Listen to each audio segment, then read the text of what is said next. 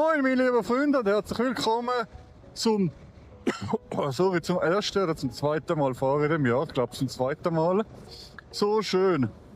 Ende Februar und so geiles Wetter. Es ist richtig bombastisch und ihr müsst, wenn ihr fahrt, wirklich achten. Ihr müsst so darauf achten, nicht gerade losbrettern. Es ist so viel, achtet nicht auf euch. Viele Leute, die achten nicht und die fahren. Und da musst du einfach bewusst, ich fahre jetzt lieber mit Fokus, lieber bewusst die Strecke mit richtig geniessen. Und wirklich, das ist schon der erste entgegen. Moin Meister. Und ja, das ist einfach so ein bisschen, dass du musst wieder ein bisschen im Flow kommen. Du hast die ganze Sommerzeit zum Fahren da, um ein bisschen langsam machen. Jetzt noch, die Leute rechnen auch nicht mit dir.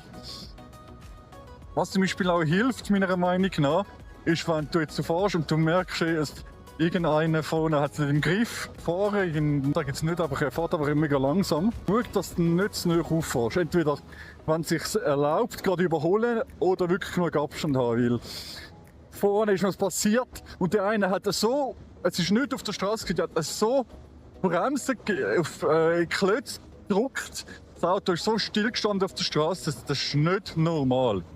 Nicht normal, wie die einen Leute fahren und darum müsst ihr wirklich auf euch achten, wirklich Fokus haben, schauen, dass das Bier eingeschaltet ist. Und das ist geil, schaut mal, wie ihr fahren könnt, Mann. Wie ihr fahren könnt, wenn alles stimmt. Oh, es ist so crazy, Mann. Es ist so